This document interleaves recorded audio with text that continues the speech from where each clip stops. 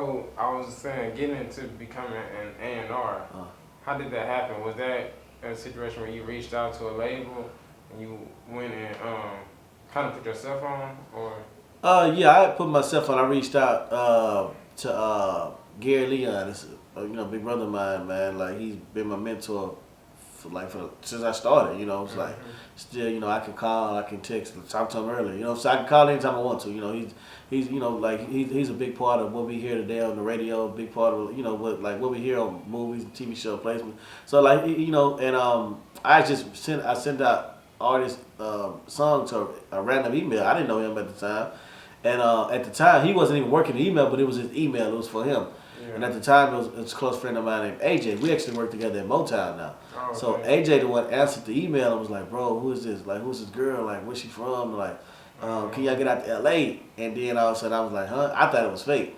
So then he put. I was kind of slow reacting. Like I was happy, but I was slow reacting too. Like this ain't real. Yeah. So Gary wound up calling me, and Gary was like, "How serious are you?" Like I'm like, "What you mean?" Like at the time I didn't know nothing about. I didn't know who Gary was. I didn't know nothing about the music industry, and I was like, "Man, I can't." I never. No, I take it back. I have flown before. I didn't like flying. And what it was, I was gonna have to just randomly just pop up and go to LA. And he was like, "Hey, can you get down here this weekend?" This is like a Tuesday. Yeah. He said, "Can you get down here this weekend?" I'm like, "Man, let's do it 2 weeks from now." And they don't wait for nobody. You know what I'm saying? So I was like, nah, let's do it. Let's do it. Let's do it a couple weeks from now. We'll come out there. And he was like, "Are you serious about your career?" So I was like, I said, "Yeah." So then he was like, "Well, we'll get down here this weekend. Like we really believe in that artist." So, and me and I called the artist and said, "Hey, I got a meeting for you." At the time, the artist never even had a management agreement. Yeah. Like what I'm saying, I already had stuff going for this artist. Didn't even manage the artist.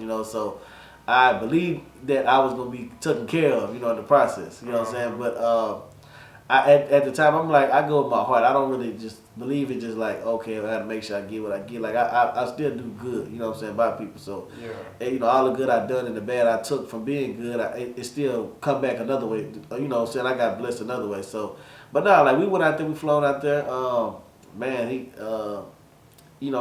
said he wanted. He was potential one to offer the artist. Mm-hmm. A couple weeks later, they flew us back out and.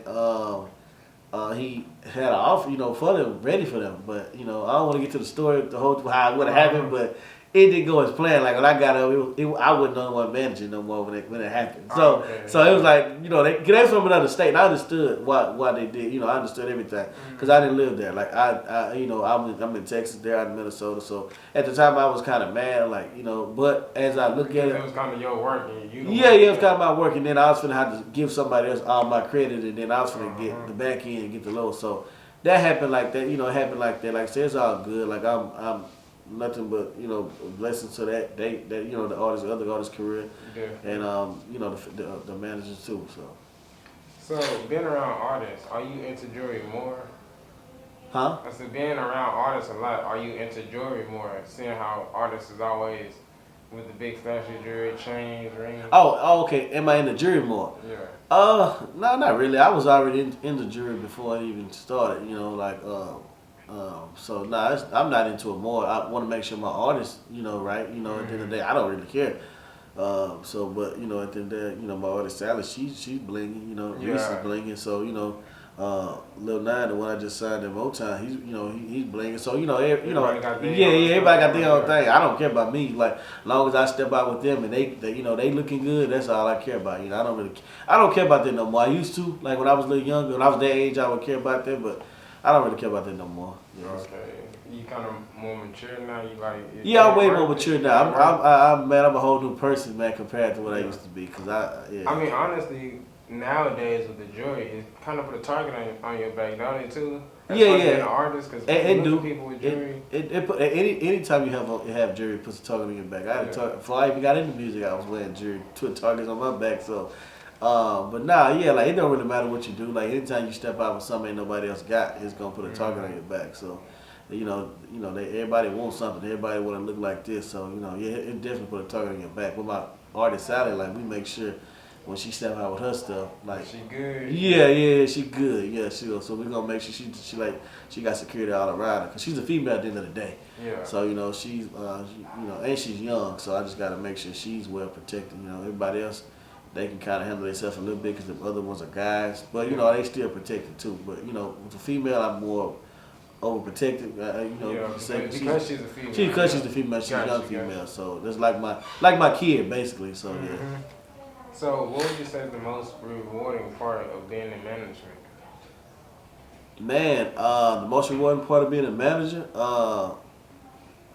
probably, I don't want to single out no artists or nothing like that, but the biggest, I'm not gonna say I say with Sally Sosa, when I found her, she got signed just like that. Yeah. Like it was just like time, it didn't take no time. It didn't take no time. So I'm not gonna, I don't want to discredit the other artists, because I'm an artist good. Even with Reese, I went on a worldwide tour with him with meeting labels. You know what I'm saying? I really both of them. I put both of them. Like I had like with Reese, I sat down in the room with L.A. Reid because of this guy.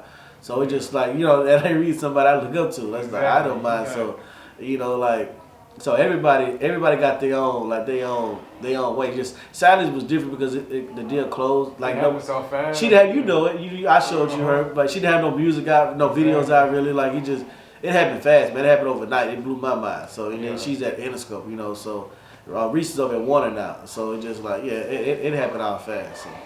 I got you. What advice would you give someone wanting to pursue a career similar to yours?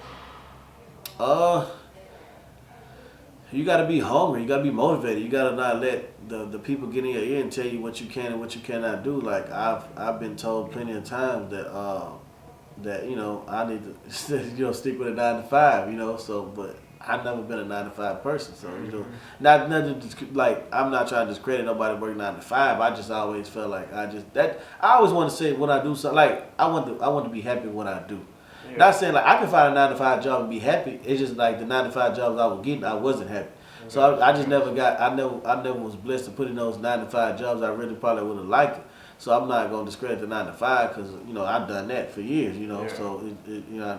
So but I just wanted to do something I really love, and I got a passion for music, man. I'm an old head, man, when it comes down to music and the history. Like I want to be a part of this new generation when they look up 20 years from now.